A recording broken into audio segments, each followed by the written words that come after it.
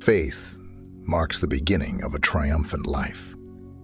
However, knowledge depletes resources. Faith reveals the way. However, knowledge is the aim. Faith endures numerous trials. Knowledge has surpassed affliction. Faith endures knowledge, loves faith, journeys through darkness, yet believes. Knowledge acts in the light and knows. Faith motivates work. Knowledge rewards effort with success. Faith is the substance of what we hope for. Knowledge is the substance of the things we possess. Faith serves as the pilgrim's helping staff. Knowledge is the city of refuge at the conclusion of the trip. Without trust, there can be no knowledge, but once understanding is acquired, the task of faith is complete. The triumphant life is one filled with knowledge, and knowledge is meant. Learning through experience rather than from books, not shallow knowledge, committed to memory, but profound facts and truths about life absorbed and comprehended. Without this knowledge, there is no victory for man, no rest for his tired feet, and no relief for his suffering heart. There is no salvation for the foolish but to become smart. There is no salvation for the sinful except to become pure.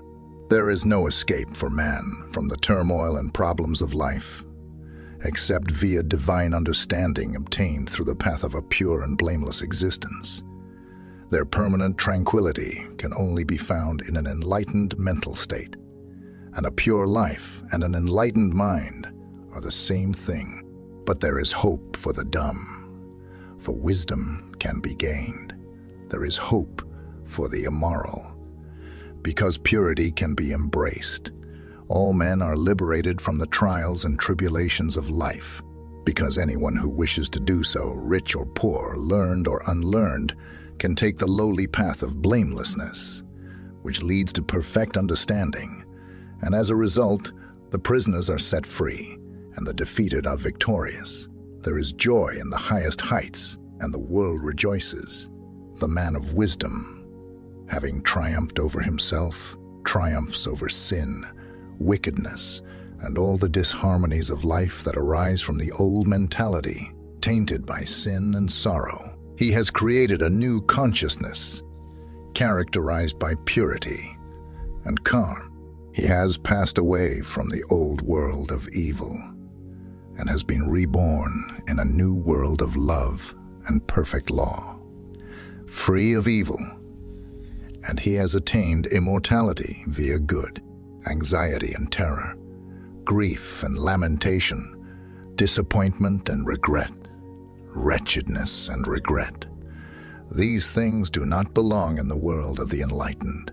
They are the dark residents of the self-created world and cannot, may they be regarded as having no substance in the light of enlightenment. The dark elements of life are the conditions of a mind that has yet to be lighted by the light of wisdom. They pursue themselves as a shadow of substance. Wherever selfish wants go, they follow. They can be found wherever sin exists.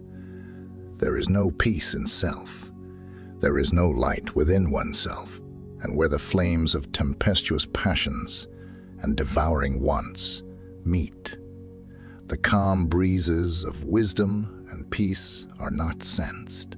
Safety and reassurance, happiness and relaxation, satisfaction and happiness, joyful and peaceful.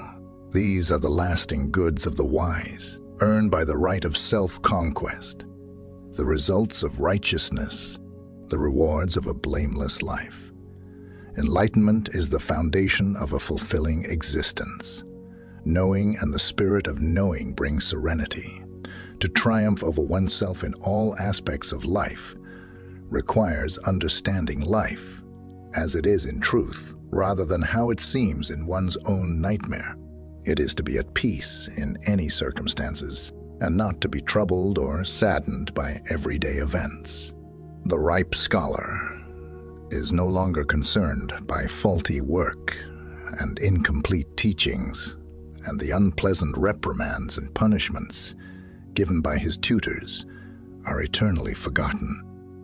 So the perfected scholar in virtue, the wise man and woman, the illuminated door of righteousness, is no longer disturbed by wrongdoing and foolishness, which are only the imperfectly completed lessons of life, and the scourging of sorrow and remorse has vanished forever. The skilled scholar has no more doubts or fears about his ability.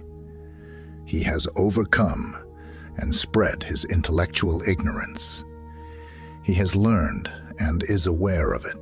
And he knows this because, after undergoing numerous tests in the form of lessons and examinations, he has finally demonstrated his ability by passing the most stringent scholarship tests.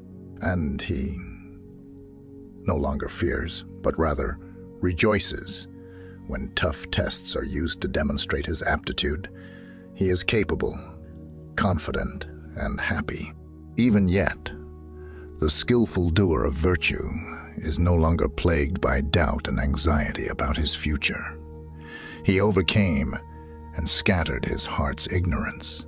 He has achieved wisdom, and he knows it, for whereas he previously faltered and fell when tried by the wrongdoings of others, he now maintains his patience and tranquility in the face of the most severe tests of accusation and reproof.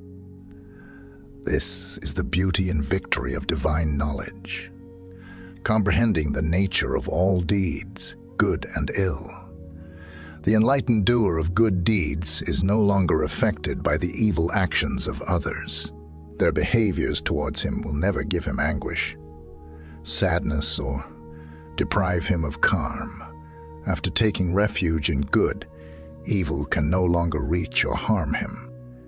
He returns good for evil and triumphs over evil's weakness through the force of good. The man who is involved in terrible deeds believes that the bad deeds of others have the potential to injure him and bring him great pain. He is pierced with grief and overwhelmed with regret, not for his own bad conduct, but for the wrongdoings of others who are ignorant. He has no spiritual strength, no sanctuary, and no lasting calm. The true seer is the individual who has mastered himself. He is not a seer of spirits or paranormal events, for such sight is limited and illusory. He is a seer of life, both in its specific characteristics and in its spiritual principles.